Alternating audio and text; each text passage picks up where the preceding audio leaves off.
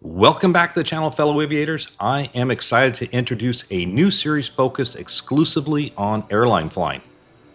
We are going to be using the brand new career mode add-on distributed by Just Flight called Fly the Line.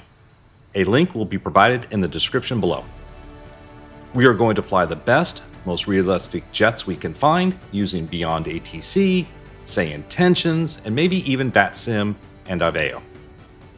I've even installed GSX Pro for catering, refueling, and boarding, all in an attempt to increase our immersion. We will also cover a wide variety of topics required to fly the airlines effectively, such as SIDS, STARS, and various approaches you might encounter, from a localizer-only approach to ILS and RMP Zulu precision approaches. As many of you might know, if you've been watching my other series, I am a captain at a US airline flying the Airbus A320 and 321. So throughout the series, I will be sprinkling in some real-world anecdotes with the goal of the series to not only entertain, but with over 5,000 hours of dual given, maybe do a bit of teaching. As well as helping you make a decision if you want to part with your cold, hard cash for the airplanes we will feature throughout this series. If this sounds interesting to you, stick around for episode 1 of Fly the Line.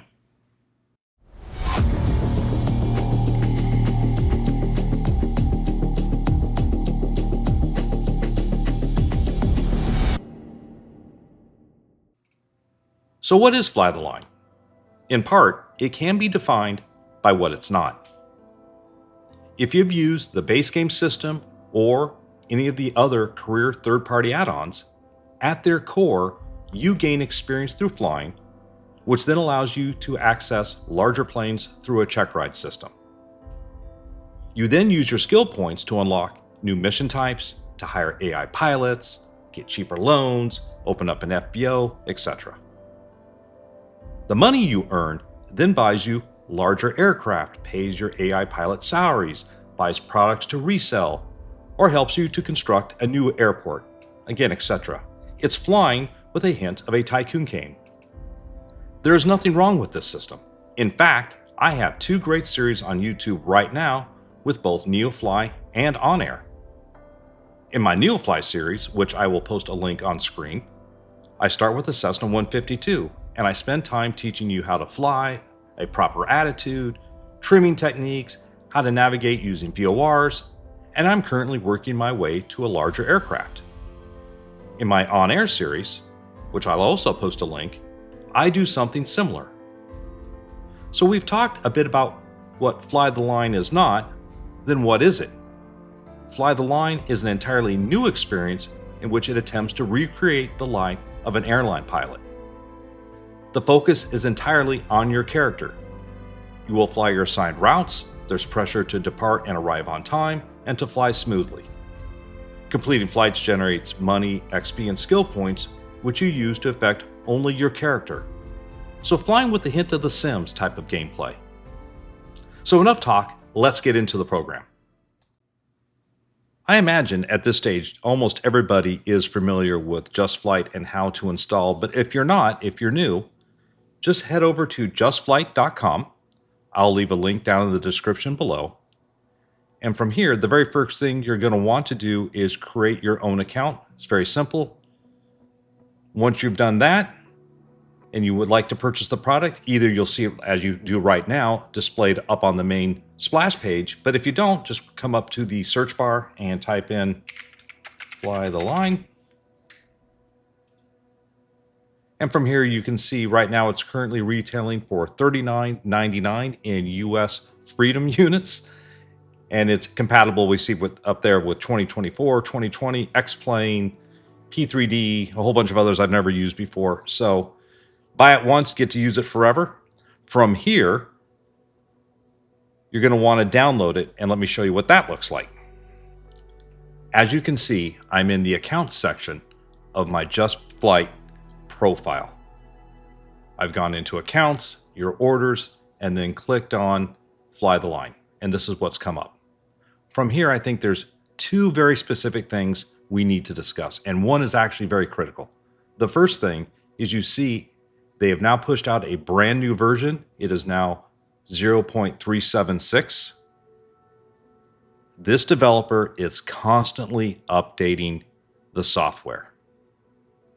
And not to be confused, this is not a beta product, but what he is doing is he's getting on both the Just Flight forums, and he just created a Discord, and he's taking all the feedback from all the users and trying to make a lot of adjustments. He responds to, I think, just about everybody. I actually have like 3 different things I've spoken to him about. One is a huge change to how he has organized the game, and not just from I brought it up, multiple people have brought it up. He is actually looking to change it, and I'll show you that when we get into the account creation process. And so there's going to be a slight difference potentially between what you have and what I have. I'm using 0.385 as my current build, and that's because on the Discord, he is allowing users to come in and preview the builds and get some feedback before he releases it. So that's one thing. And I don't want people thinking this is a beta build. It absolutely is not beta, but I think he's just an extremely responsive developer, and he's very interested and vested in getting the best possible product out there. The second thing, however, is critical. You need an additional program to make Fly the Line work. It takes all the data from Microsoft Flight Simulator and lets the program work. So from here, what you need to do is click on Product Support Page. We'll do that. It brings you up to this field here. You don't need to sign in, but what you do need to do is under the Just Flight product specific FAQs, go ahead and type in Fly the Line. Click here. And it's the very first one. FSUIPC is a program that allows Fly the Line to talk to Microsoft Flight Simulator to get your landing distance data, your sync rate, time of flight, all that stuff. So just go ahead and click there. And from here, you can see you'll just need to go into the very first one, Microsoft Flight Simulator 2020 and 2024. Click there, install the program. It's very easy to use. It's extremely small. It's just a bridge between both programs. If you don't, Fly the Line will not work. So it's really critical that you get that installed before you try to open up or use Fly the Line. Okay? All right, so next up, let's go into the character creation screen and start looking at a general overview of how Fly the Line works. All right, everybody, welcome back to Fly the Line. I just want to review this one more time for those who may be using the chapter system to kind of skip ahead. Make sure you have the FSUIPC software, which you see in the lower left corner there, because if you don't have that software, Fly the Line and Microsoft Flight Simulator will not talk to each other. So I covered how to get it in the previous chapter. Okay, so the very first thing we want to do is create a brand new profile. You see, I have an existing profile, and we are going to come back to that in just a little bit because we actually have a lot of flexibility. But for now, let's continue on. Empty profile. And the very first thing you should notice, if you've used any of the other third-party add-ons, is what a brand new, modern, and clean interface this is. And you will know what I mean if you've used any of the older stuff. So the very first thing we're going to want to do is create our profile. So come up here, put in my name. We can either use some of these profile pictures as we cycle through, or in a first, we can put our own image in there. So use profile pic, select, and then also you can use an airline logo, which since I'm using Lufthansa, I have already downloaded a PNG, puts it directly to the badge, and we are all set. Now below there, you see character traits. I wouldn't worry a lot about this stuff. As you look at the interactive icon, it will tell you that each trait impacts a specific stat in some way, allowing you to excel in certain areas while reducing the effects of negative lifestyle factors. The game is going to allow you to modify yourself throughout the process. So I wouldn't spend a whole lot of time stressing over this. Obviously, I'm a guy, so I'm going to go with I'm probably not emotionally intelligent. I would say I was in the Marines, so I improvise, adapt, overcome. So I'll go with adaptable, and I'll just choose hobbyist. Like I said, I don't think it really matters. So I've decided to go with Lufthansa, and I think for me, it's going to be a very, very good fit for this initial playthrough. We'll be located in the center of Europe, which means we can go to France and England and Russia and the Mediterranean. So lots of different places we can go. Should be a lot of fun. So all you do is come up here, and the Lufthansa ICAO is DLH. It automatically finds it for you. Just hit select, and then you can see it comes up with all the bases and routes. Now, you don't have to use a real world airline. You could create your very own airline. And if you remember from the profile pic, there was like a little icon up there, and I'll show it to you later. That's because when I initially started this, I created my own airline, and I put in the parameters I wanted, and it generated a schedule for me. I was obviously using it as my test bed. So I'm going to use Frankfurt, which is EDDF, because it has 165 routes. But if I didn't want to do that, we can clear it out. You can put in United Airlines, Japan Airlines, Air China, whatever you want to put in. So the next thing where the developer made a conscious choice to listen to the community is in the aircraft cruise speed. When this game first came out, you had two options, either jet airliner or business jets, or prop airliner, the Dash 8s, the ATRs. Due to popular demand or request by the community, he has put in small prop. So about the only thing you really can't use would be a helicopter, and that's because it interferes with the telemetry data that he is tracking. But you can now use any plane you would like to use. So I'm going to come once again back up here. I'm going to use jet airliner. Below that, flight duration, min, max. Once again, I think initially when this first came out, it was 45 minutes, I think was, or 30 minutes was the initial or the minimum flight time you could fly with. Now it's down to 10 minutes in recognition that he is now using smaller aircraft. Anyways, I'm going to use probably an hour. Well, we can use maybe 45 minutes. Let's just use 45 minutes. And then max, this is going to affect down below where see it says sectors. That's really what he means is legs. How many legs per day are you going to do? If you fly longer, you won't be able to do as many legs, right? So if you come up to 3 hours, you see it automatically moves to 2, and you cannot move this at all. So by using like 2.5 hours, I think is what it was set at, I can now either get 2 or 4. So that provides a real nice mix. So I'm going to keep it at 2.5 hours. And then at this point, we can find some routes, or we can go into the advanced tab. And from here, you can choose things in terms of minimum turnaround time. As I mentioned before, this is an airline simulator, and that is a really important thing, is getting out on time. Trust me, that's something I get kind of pile driven by the company is, am I late, right? So he adds that in there. You can exclude some airports. You can play around with this. I'm just going to leave it as standard. Minimum runway length, that we could probably move that up a little bit, right? I'm using the RJ Professional. It actually has short runway capability, so we'll move it up to like 3,500. That'd probably be a little bit tight, right?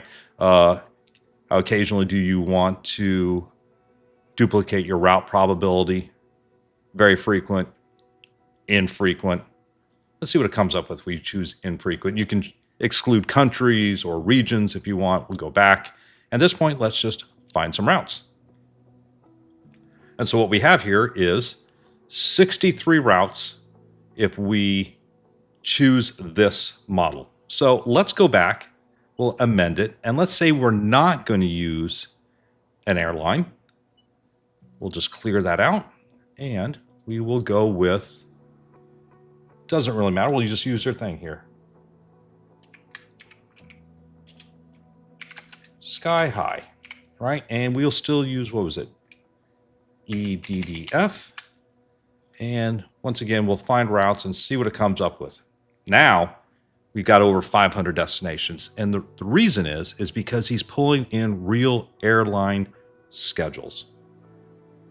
So obviously, some of these places that I'd be flying to out of the exact same airport, Lufthansa doesn't fly to. So it's really up to you how you would like to generate your routes. Obviously, this is a whole lot of routes in here. It's going to add a lot of flexibility and do a lot of different things. If you don't want to go someplace, for instance, I don't want to go to Belarus, all you got to do is click on it and it will exclude it, right? So let's go back to amend routes. But I think, once again, I'm going to go with DLH so we can fly real aircraft, doing real routes, and we're going to regenerate. Oops. We're going to go back again. Sorry, got to select that. We'll go out of EDDF and regenerate. And then we got 63 destinations. And am I happy with that? Well, we go to Norway, Oslo, the United Kingdom. That looks nice. All the way down to Tunisia. So I think this will be a really nice route structure to work with. And let me go ahead and create it.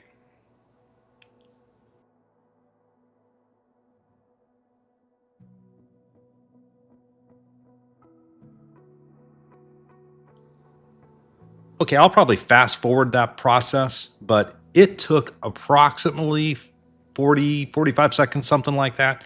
So you're going to see a little memo on there that says the computer screen may freeze. Don't panic.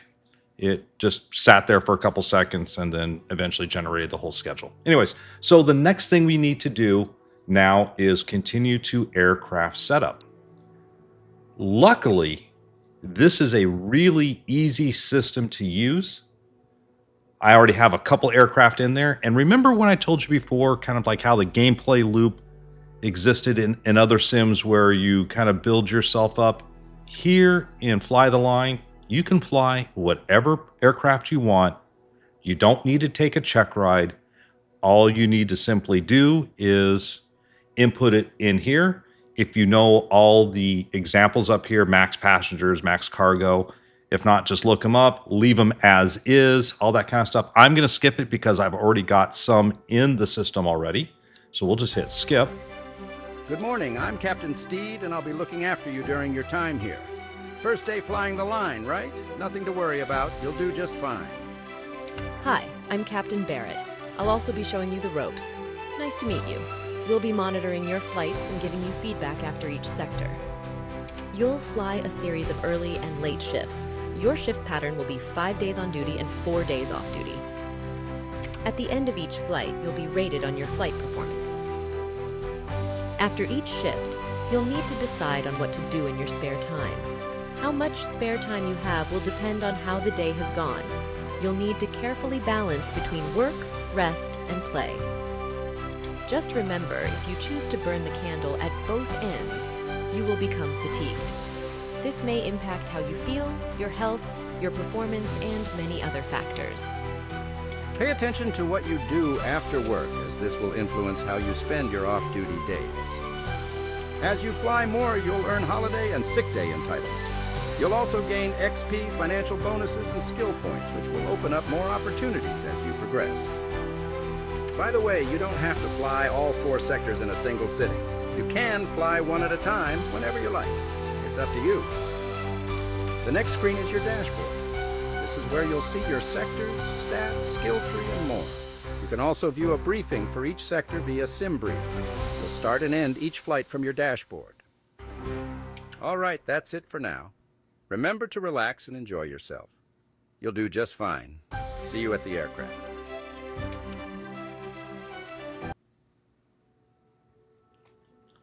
Okay, so we went through that initial onboarding process. I didn't point it out, and I apologize, but if you go back into the initial part of the video when we first were creating our profile, at the very top, and I forgot to mention it, there's a little 3-minute video you can watch. I think we're pretty much covering almost everything in there. I just wanted to point that out. I forgot you can't access it from this part right here. in the dashboard here, and we're going to cover some of this stuff, and we're going to just kind of go through it really quickly. But I wanted to point out down below where it says sim rate, you should not change the sim rate in Microsoft Flight Simulator 2024. There's a particular quirk or bug. If you're using 24, I'm not quite sure about 20. I think if you're using X-Plane or P3D, that's acceptable to do.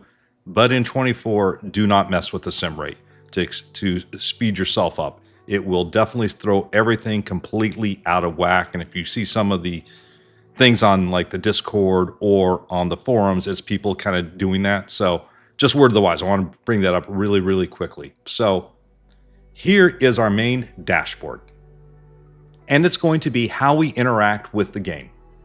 So starting at the very top, you see the flashing red light. We have some emails. You can peruse those at your leisure. Moving across horizontally, we see skill points as we would expect, 0.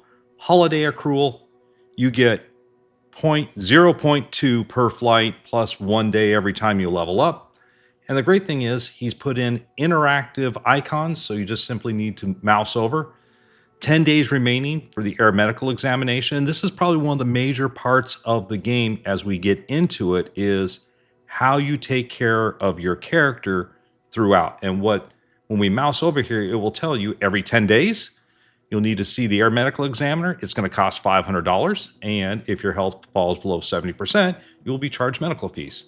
Here's our bank balance. We have 654. Savings balance, anything you throw in the savings account can't be withdrawn, or withdrawn's not the right word, can't be impounded by the air medical examination. So you might want to have that up and running. Our net worth, which is just a function of how our overall health is. These things will make more sense as we progress through the game. Underneath skill points, you see where we've got a profile, we've got our My Assets page. And here is where we're going to be able to use our money to unlock different things that increase our well-being, our health, our social, our fatigue, all those sorts of things. So we can move this around, and then you just simply click in a particular room, and it brings all the things that you can use. Remember I said it's almost a little bit like a sim game, right? Wings of Wealth, something we'll need to unlock later on once we have more and more money. So for now, let's go back to our main page. Once again, skills. These are what we are going to use to unlock our skill tree from. And you see there's 4 main categories: travel and lifestyle, hobbies and interests, job performance, finance, right? So if we look down at over at travel and lifestyle, faster travel, like, well, what do you mean? Well, you come over here, it will require 3 points to unlock, and commute smarter by taking the train to work. Switching to the train reduces lateness by unlocking access to quicker routes and stress-free travel. Enjoy a more efficient and relaxed journey to the airport. Reduces chances of being late by 40%. So there are random events that occur. So I remember once in one of my playthroughs, you just get like a little notification. You were 15 minutes late to work. Your stress factor increases or decreased by X amount. So these are how you're going to interact with the game and maximize it. Obviously, logbook makes sense. Request a route, Wings of Wealth. These are all things that will unlock as we progress throughout the game. So the combination of the assets that you buy and the skills you unlock influence all the categories you see just to the right. Your health. Your job performance is primarily affected by how well you fly the aircraft. Did you get out on time? Did you arrive on time? What was your sync rate? Did you get in the touchdown zone? That's going to affect your job performance. Fatigue, personal life, mood, those are those skills that we can unlock to decrease that rate at which those numbers decrease. One last thing I wanted to talk about, and it's going to get maybe a little bit technical, is the schedule right below. Let's go to the expanded look, and I can describe what I'm talking about. If you look what we have here, I'm starting off at my home base, which is Frankfurt, and then I go to an outstation, and then I come back to Frankfurt. And then in day 2, I go from Frankfurt to a different outstation and back. Day 3, same thing. And I'm going to a lot of times different places, but I always kind of end up back in Frankfurt at the end of the leg. So leg 1 is going to the spoke, and then we go back to the hub. And this is a real business model. A lot of airlines use this model particularly. I have had some conversations with the developer, and I'm sure some other people have as well. And I've mentioned a couple things. One, sure, it is a real model, but it's not the only model. And number 2, as a gameplay loop, always returning back to your hub may get a little tiring after a while. What if you get a brand new scenery pack and you would like to go fly out of there? And so this is something that he is actively looking to change how this model works. Using some of the sliders on, if you remember from the advanced tab, I think that's how he's going to address it.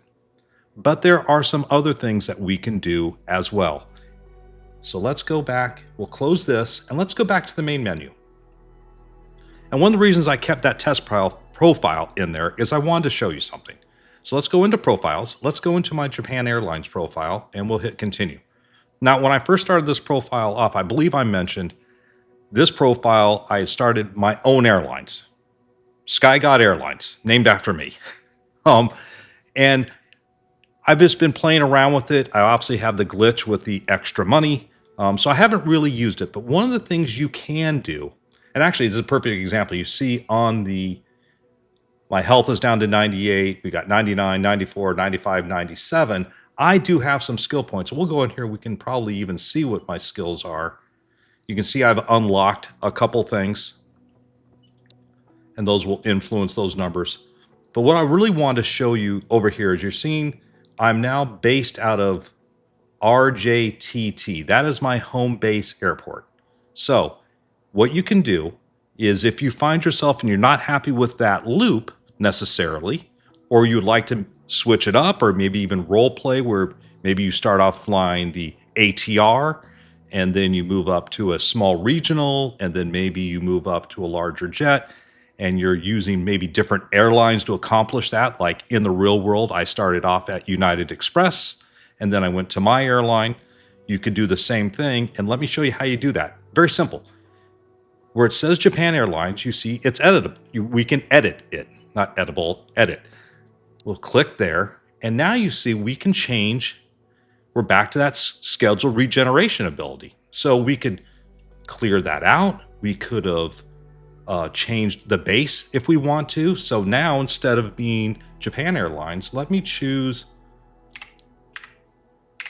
United Airlines. We'll select that and the ICAO code. And now look at all these different routes. These are all real bases. And the biggest one, obviously, here is Denver's a huge base for United. Houston, Newark, San Francisco.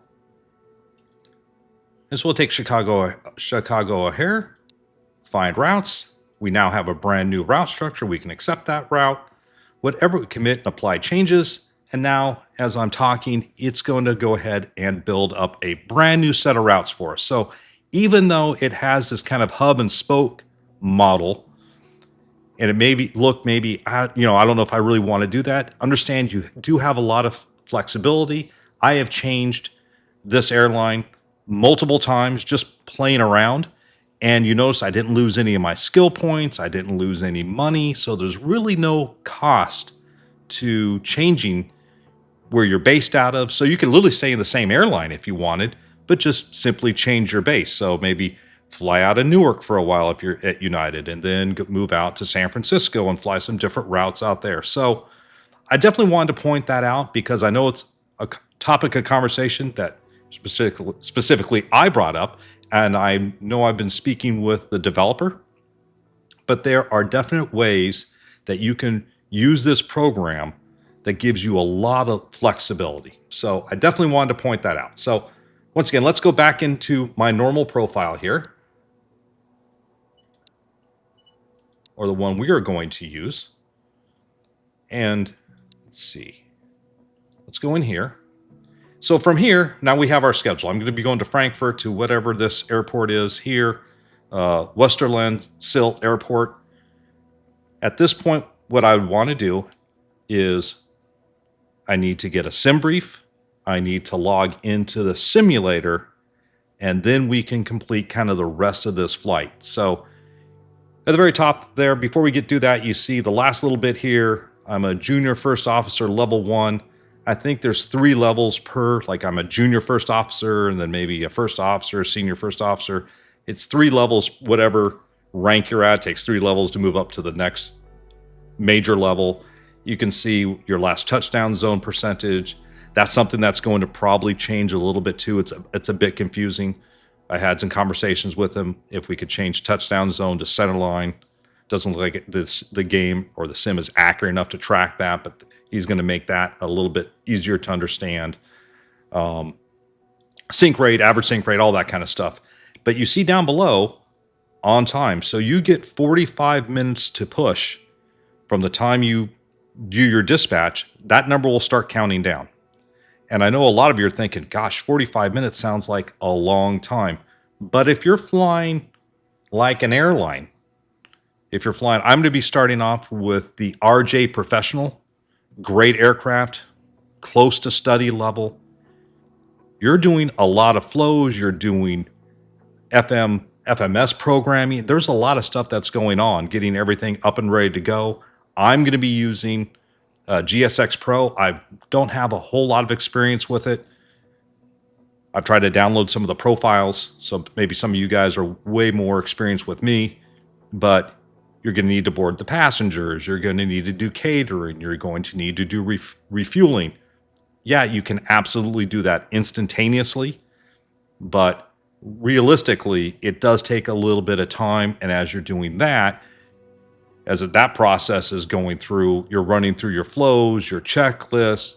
We'll be using, like I said, Beyond ATC, say intentions. So going through that process, 45 minutes kind of comes and goes pretty quick. Now, if you don't make the 45 minutes, it's not the end of the world.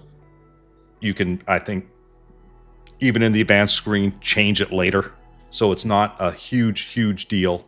It may affect it a little bit. So anyways, the last thing I want to talk about on this screen before we leave is down here at the bottom.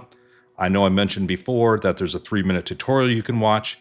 Down here, there's 36 pages of tutorials that you can go through, which I'm not going to do, but you can go through. It talks about all these things, go through each individual one. So I love the fact that there is an included tutorial. You can go through it at your own leisure. As you're seeing, the time has not started because I have not dispatched myself, right? So there's a couple things that need to happen. So at this point, we are a solid 35 minutes in, and so we don't shortchange the rest of this episode, I'm going to break it up into 2 parts.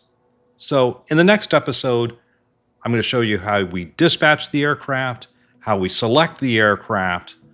We'll do a fairly quick flight. It won't go super in-depth in either flows in the RJ Professional. You've seen it in the B-roll I've been playing. That's the aircraft I'm going to fly. We'll complete the flight, and then I'll show you what our next steps are.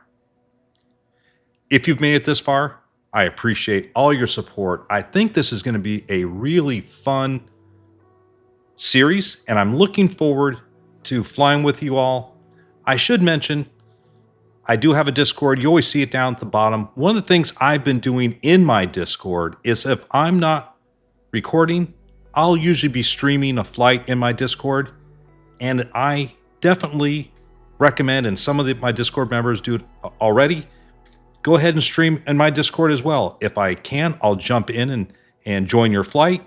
If there's any questions maybe that you can have, you can just kind of message me and say, hey, I've got this issue. I don't know maybe what my landings aren't working out right. I can jump on. I can watch your stream. I can give you some advice if you'd like. Really, my Discord is just a great place to hang out, talk a little smack, have a good time, talk about aviation, talk about some other stuff. But I did want to throw that out there that I'm willing to help you all out if I can in any way possible, and I do that through my Discord.